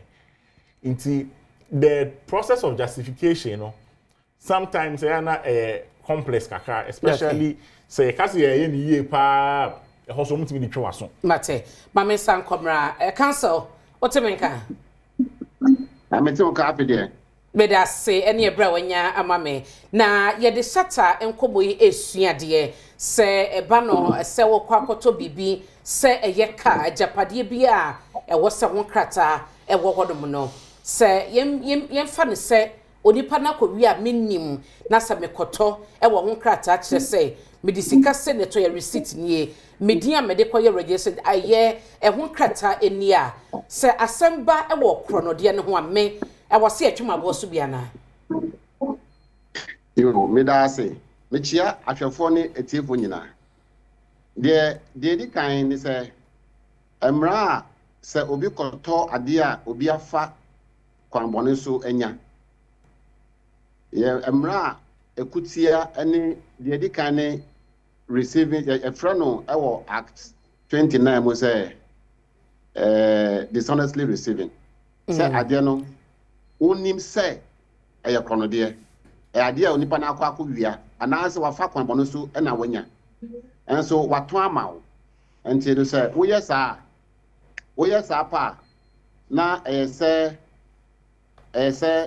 emra no ene wudi na kronode ade a emra bebre wo omaemu a ekuti asa ade no say sika obi awia anase obi akodi boni anase obi afa kwan boni bi so akwa sika e de akoto ade emra ma hu kwan se ye ko ne ye kodi free wonsem emra bebre ba ko ye EOCO for emra na amde ye adwuma no the EOCO act no and also say uwia anase odi sika ukọ kwan boni so na onye sika na akoto ade a sa ade na odi sika na akoto no ye hu kwan se ye give free wonsem.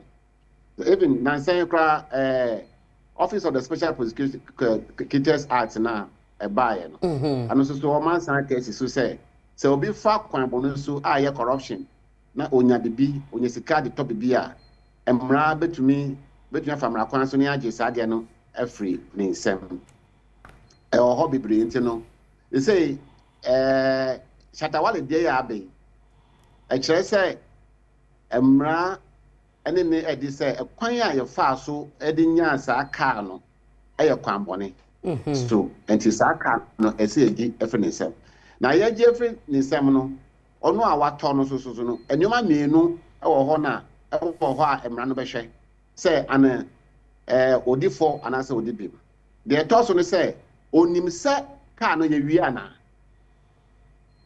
so onim say car no ye wi dia ene na emra no be chi no prekope. Okay. So onim se kano ewia na yabeto amana ye wo de ye frano circumstantial evidence a anasa nyina so a e wo ho a ye gina so adibua asam no ba ko ne say sika ade no say bia ye ton no dwemu 100 cedis wow ne me say ye ton ade no 100 cedis na se nipa na ba na oba beton am 2 cedis a I say reasonably no obi abe ho say no ade we ne buo na wo de mame no anya papa nti no say until ubenya reasonable suspicion say ade no yekowia ya na say fa kwambo no so na nya ya okay but akoba say ade no bia ya ton 100 cedis na akoton be 90 cedis 95 cedis reasonably no bia be ka say o the price akoton no e kire say wo kra no say okowia e kra nya de obehu nti no emra betumi da o ama wako okay na yen share the same situation no ano say or say nipa na aka no kra meto wo ne ho no sika wo de toye de okai $150,000 but nipa na oto wo ne ho no ne chat WhatsApp ni ade wan hia no da wonim no number no kra wa delete nti no say wo say on fa won ko say abna poku an meto wo ne ho no onim onya enkrata no so documentation no de no eye customer for braka ne baye omoyi nipa na omache no US no ni din na ewo so se wodo na customer for esusu se wo de ka no baye a wo yi eton ma no ema asem ne ka no eye hu anase eye din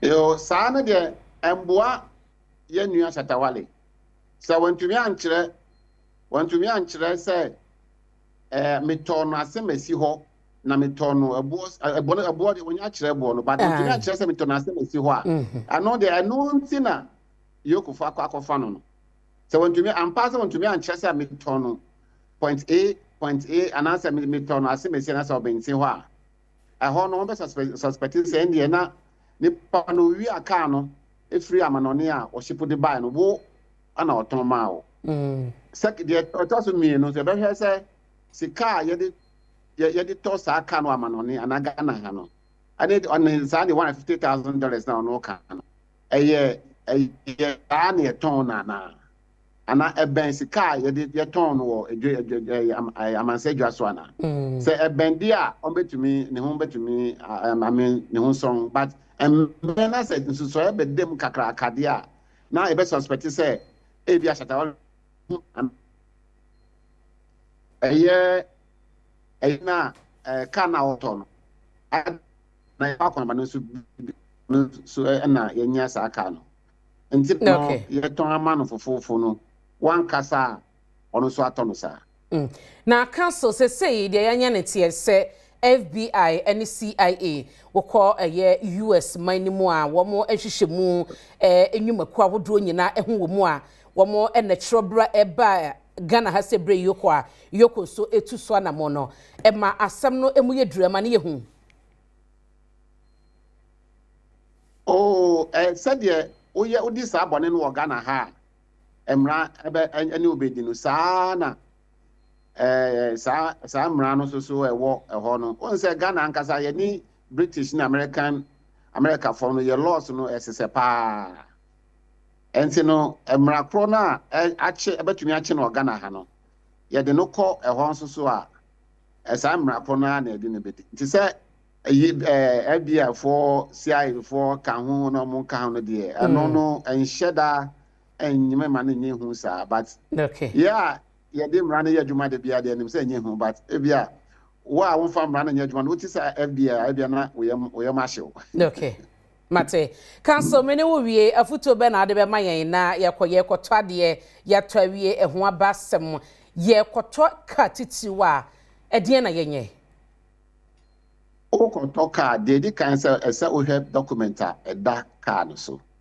question obebisa ne say ka no to ya na say ye di chawo onya no wahi and only the first question wa wo dia na obi dia nti okan wi na documentation that say wo dia na wo hemfa or the ba na he na say ye no dia fine obetumi atọ I don't know even if you don't go beyond that say one hwehwemu anko ekire kra obetumi atọ de tosu mienu a wanya ho betumi ache wo say the say car no say abefo fidie bebre aba ope car price and a car ne bo a ubo Google na no betumi the prices no ama no wanya fair idea of how much and as bo a the ton sa ade no and they say o hwe anase obi say obi a ono so ton cars e wo Ghana ana wa manoni the car is dan pesa meto you see your ton say ya anase enye and they say ni pan say o ahakra no your ton be 10 cedis into the amount 9 cedis say 11 cedis a eye obetumi ato a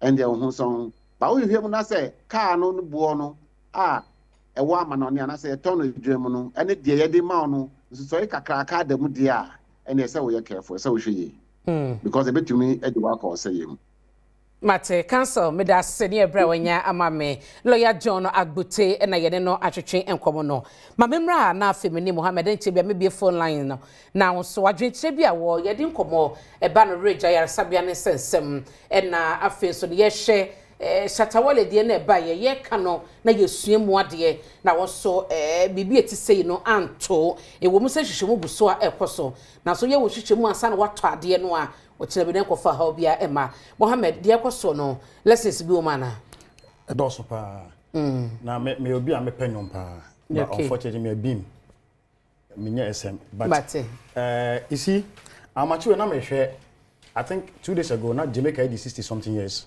nchi omo ye program bi one of their biggest stadiums in Jamaica na many about now why government are involved in music. Enya Ghana pe, enya Jamaica, sorry, Portugal, Coachella, Ghana na say enya events and Afro Nation, whatever. Now countries are investing in music. At the country because now Osha global music industry is over $60 billion. And I can't Jamaica as it's because of music. What resources do Jamaica have? And because of musicians some are producing and Jamaica Osha number of jobs creation in that industry. It's overwhelming. Now music, you can music. Besides saying natural talent, there's one thing that will make you a very good musician. That has to do with branding. In Chikobia, when have people like this is Shatta Wale, they can say, whether you like him or not, is one of the biggest artists we have in the country, and he needs to be protected. Because Osha, the beef between Ghana and Nigeria. Now Remacha, as we see, I quite remember some of us stepped in and we wanted to know the reason. Remo can say, "Onoba, the mama fan as EOCO boss no while as he also met the same issue, but the reason why it's becoming so serious, Donald Trump policies are say around America. Some of these things, if you don't take care, is going to give Ghana a black offense name. And a sitting president in Venezuela, America took planes say young country because he's involved in cocaine. Now what I talk offense a stolen car. A whole seat Venezuela president. In the tells you the kind of policies are Donald Trump has with visa and blacklisting certain countries. Into every issue, any Ghana pay almost bad Africa no South Africa. Cars almost free South Africa call America almost like 20. I think they are going to start with Nigeria, Kenya. They may into Wale was given the opportunity to say, bro, look, boss or friend say you come and talk to me. Because there's an issue with the car, and the car also you don't have document on it. Bonipakuri didn't also you bought it on the street. And clearly, it's against the Criminal Offences Act, Act 147148 law. Because you bought it dishonestly, you don't know where you bought it, you don't have documentation. Papa will feel said, but now on him the kind of caliber the person you are, on person will go in because if it goes against a sell brand as Wale, Papa will feel bar it's not a better in the office. I bet you I'm in TikTok. Even mention Remacha's name. And it's quite unfortunate. After the accident, the plane crash, look at things Wale said about the plane crash. Because he has been invited to come and just show Ghanaians how he bought it. Because I like him because Ghana, yet we promote Shatta Wale. Look at the number of money, the businesses we are going to make from him. Clearly, Shatta has shot himself in the foot. Whoever advised him to go and sit on TikTok, but there's one thing that Shatta Wale need to understand, say, Shatta has gone beyond being a musician. He's become a corporate name. Wale needs to now maybe so be he needs to have a good manager. And yes, I'm a flex more. Even somebody, social media manager, because in some Wale Ankasa church or Facebook or will be on managing those things will never happen. I was looking at after this movie celebrity died in America, Fast and Furious, yeah. After look at what America is doing. If you are celebrating America today, you need to surround yourself with a lot of managers because as a celebrity, as if the film now it comes with a lot of fire. You need people to calm you down. While it meet your name or Facebook, later you will get it. Some of us because no matter what the beef between Ghana and Nigeria, Wale and Stoneboy and Sarkodie is all we have. We need to protect it. I won't go where it goes to the celebrities. Why would Wale want to have Lamborghini? Because he's a celebrity. he needs to have one of the sophisticated cars. Until young celebrities now more share Wale no. This is the situation. You have to say most of the cars now boys not to Toba Ghana, most of them are stolen cars. And one case in Nakasano, the reason why ACOs no, almost a car no you could be home. Someone was shot in the car in the US. There's no way FBI is going to allow this thing to settle. Okay. But the government of Ghana wanted to help you because of your role. Well, the boss, you know, I'm not. I said yes. I'm telling you, can cannot confirm someone that was shot in the car. It's no fair, but you could crack some of the other so far. Making kind of may kind be at side you. I'm telling you. And no, the Muhammad so tell him. Stolen car not no. Yeah. The reason why they even chase it down to this country, they say now investigation because that car no, besides it's a stolen car no, someone was murdered in the car. You can find out. And Mr. Walking kind of him for online. Say if FBI issue before even they bought it. Because the FBI dear minimum no $4 million fraud na brand no you know and we say it we are say it is alleged. A second we are process no, what from is alleged? Me bacho relax mommy. As a process from $4 million no. So what alleged here me tell me say oh assume say kum nipa. Me just say we sure say we kuma evidence. No. But yesusu say what Jesus say you are not certain when sure so nipa no wakum but Jesus it is alleged they are not getting it. The car is not alleged to be stolen. It's stolen. It is not. It is not. That is not. It is alleged. Mr. Make contribute to sure. So the car is not stolen. For me, my understanding of the facts so far, no. That's my understanding of the facts for what I've chanced on. Car na ankasa enye stolen. Na almost suspect say gentleman no match no na omo jailing no US no. Or fraud activities. If you have for fraud you omo who's can the court toss all Lamborghini na be drew Ghana. Inti say recovery a says can no say about inti say yes can back. Inti ade this can akwa to bia no you be tracy.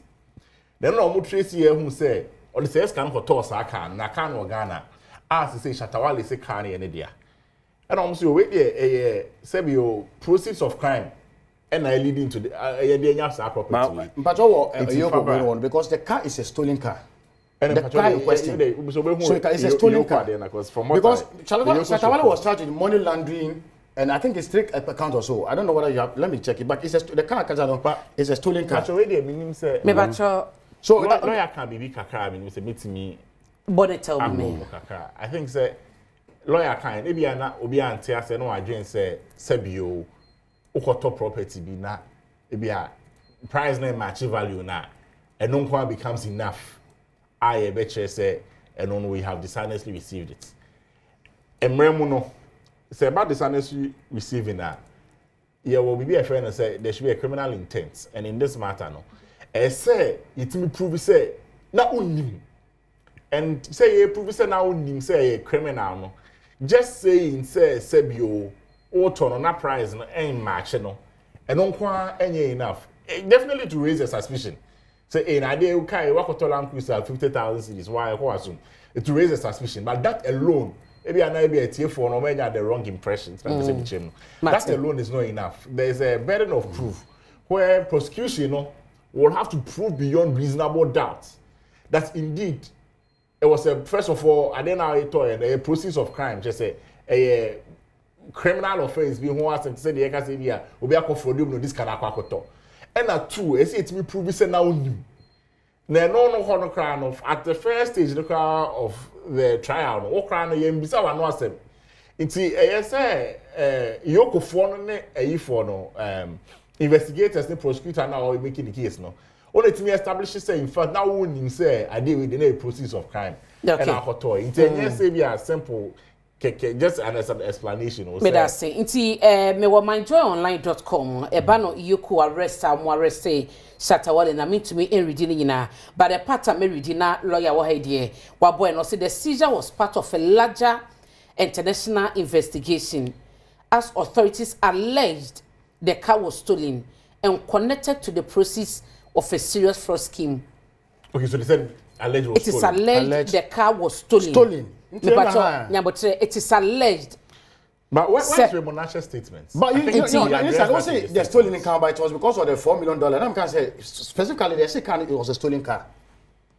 But me phone lines na fe but the other can concerning medani ade to date no EOCO can be about that information so go on na me be say it was source because so far the marking can your official statement you did my source make his statement. Some of us also were making our events in the US. We have attached to be by chance. It's FBI for the catcher. Not FBI, but I have also my connections there. But okay. The car in particular, there was an issue with the car. But I say 0302 211 701 0302 211 702 0302 211 703 and 0302 211 704 me pacho obetumi afre na ode wadwenkyere ya wo no ode atum na afi yakoye no yaya machi meni na me for fi na mentia Ghana fo na mentia pipi ni not yo na mo yan fa ku ni jombol say ye din sembe ye say social media nkwa ye beka ebeye ne matroka obere say inu communication ndisi ni otuwe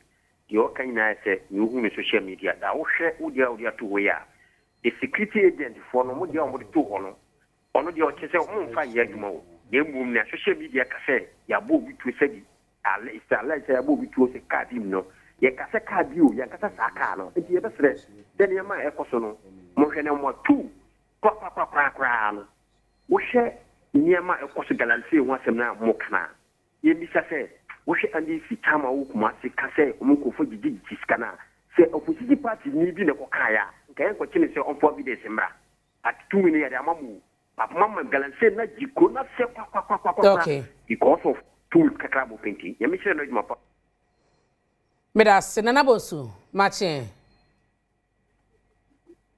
nana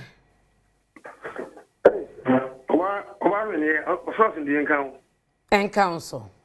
I from what is Sheba and Nabu to can hatch. I mean, lawyer, as we shall find addition of Chiao. I can't make us a Justin Kudia, Namina, John Votu for our house cruising. How much of Maba, I was so party. Doctor Williams count. I can't make and say, who took them more fun, not too money for. Nasi phone bi wo ha o ya dia wu no na wo nyem phone so jo branti en twegi na wo nyini sa branti no e bia na e se bi di famu de ale no o di gu o mo na se no ye ben e se mra wo a ye fa no fam na kwan so na fe so Shatta Wale what call Shatta Wale ka sia wo da mu o ti so bi dia bro make sure that when you feel one sana wo yusu o ma konkolo Ghana de ko nyame na adum ye igusu a yeah, oh man, so I have man who but Dr. Moon will be about the Meda say Sammy Machin Samuel Sammy Machin. Okay. Mr. Won say ufre na sa wo share TV na wo tie TV ne kasa no a ebe ye say ya to ufra na walu wa no why ye nya fa ugina so lo TV no memo achi on. Okay, ye twen ye next caller na won say EOCO nkrata na mo de ba ye no krampo no eno so no e ka se Lamborghini Urus ye ka ho asemi no wo mo che se ye proceeds of $4 million no eno kwa no one state se ye stolen into no narratives no nchemu na kwa bebre ba bia ni mu a ye bo amane se meda bi koso mu ni ade but de ye nkwa ahoma so emra Martin Memoation. Hello, good morning. Me bat your frefin. Your first time is first. It's you. Okay. Sorry. Kwabin, Tino. So exactly so can say proceeds of a crime. The chain say, as I said, I mean this is the official statement that we are relying on. Now can say proceeds of a crime. Not just say, ebi say be but if you are chrono scam no they are for toss there no but say you person recover money no nti you person recover scam no they be tracy nti obi ya che obi say bi a ko wie scam bank all this kind of to dan na you who say the sika we or the to dan we a you be tracy access next easy mate mama kwa process okay kwa kuma esa mache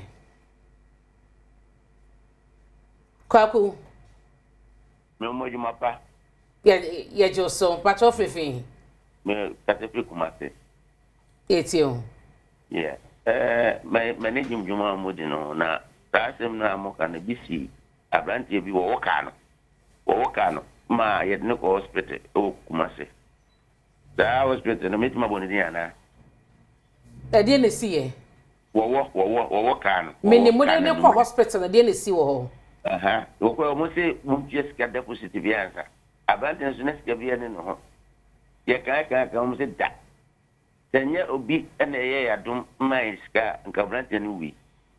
And sometimes they are not necessary to show omo adwene. Wo will be there. But me would say mo hwenu ma ade tia. Because you be no say dey obutiaka. Nti me so ma temo no nti doctors no nurse no problem no ba. Me da se kwaku Prince Machin. Prince. Hello. Me ba to frefi. Me ka to free takadi. Yetio. Yeah, mi pacho. Me so kaka mese me kan say. NDC for the tembi ya ombo man so a yesi o man manya papa. Shatta Wale. Enye ne na Shatta Wale started to autocast. Ena obi ansu no obaka say obunu kromfo ade so we akuya ade a obaka akoto. Endi Shatta Wale omu kre mi de no sabi ono nya hwe. Meme ti wo me tade. Minu so wi ai makoto edimato ade na ewie na sechi ebo so mako wi a eno ze gira ma se maka enzo menwe o maje mo ka na mi so hu ntomi na ndisi fo no mo su ban am de bo man mu ha no enye papa madaroma e hode menyi ni se ndisi ban no mo che Shatta so nkoye de wayi e no wo che se Raymond kra ban no na sadok ayi kesi e da ne table so dada enti ya yenyan de amanyosem eye no me fa ofofro ho ana. Okay, see what be for no see the na wakana. So be akọ wia sika o bank e de akoto fie. So yes ka o bank na we ya o de koto fie a. Efie no e bia sika e kono de na ade ato. To be treated as such. It is a recovery a e betime seize fie no. Na aton to also get back the proceeds. Na bibi say ya na em say because na Ghana ha no. Obi ka say bia na obi akoyi ade wa America no de beto ka ba Ghana. Ghana ha ye mre mu no. E chese se obi hwie ade o baby. Crano the proceeds in better there or Ghana ha. Wa and that's what the kind of brew and bibia wa oji no. You are deemed to have dishonestly received. That just say wa fa akoma so oni mu kwa there wa fa akoma pa Nigeria. No ni mu so. No kwa na crime. And man they say you have to know. So the criminal intent should be there. Inti yana na me chemu say no say Shatta Wale so my it wan prove so oni mu a a bad day say a man in the bedi. Okay. But so much beyond reasonable doubt. Say, na Shatta no say, and then now, first of all, so much say, in fact, a criminal process to the talk and then the first thing. Now, secondly, no him. Say the criminal process na talk and now Baba didn't honor on so we keep. Me da se Kobe. Mo maminti o last comment on issue na. Media is the Assult is service lesson to some of us. And auto idea, make sure say you do, because as the lawyer said, it doesn't matter whether you know it or not. Auto idea area there. Yes, I'm a kind. Wait a minute, you should have known. But the question is that whether you know cemetery, now me auto idea. Now either I do my due diligence or not, not establish a stolen goods. Still no, I can't defend myself. Say na me because you can defend yourself. Say now no. But I can defend myself. I can defend myself saying me but another law, ignorance is events. How do you say it? No. So I can buy maybe let's learn. I want to learn something. You are lawyer. So let me actually look for the provision. Ye ni bre o Adaroma. No, but let's say dishonest receiving, you should have known that a process of crime. Just as say, unim krana, you can still lose the property. Bit man by jail. That's what I'm saying. But say you be charge you charge now you jail you for dishonest receiving idiot. That's what you should have known. I know also can say as the lawyer. No, what I'm saying is that's the member. But say unim na say unim no, you will lose. I'll lose it. That's what I'm saying. Exactly. That's what was due diligence say ejuma. And the due diligence has to be. Lawyer, what I'm saying is simple. Whether me say way is stolen or not, no say be chimia. But the thing they will take from me. Oh, any day. But that's what I just wanted that to be clear. To be charged successfully or dishonest receiving any day, you should have known that it was a procedure of crime. Well, that's what I wanted to know. Thank you very much. Mama na masema bedwa fa no pay ne mo edi enkomo lawyer John Agoti ne no ekasaye e wo Zuma woti enchemu a wode eba ye Rasamo Arthur ye public health advocate ne ono so ekasaye na Kobi Amoa ye lawyer sanso ye member MPP communication team sanso na Mohammed Royal Samba ono ye NDC communication team member ye ne omo na esinkonya no pay edi enkomo di amejeso ene abena pokua wennie mada wasesa ojebre ehweme dasene na wohwese ne yebesen ehia biem wotie ye wasempa 94.7 na yedase yakra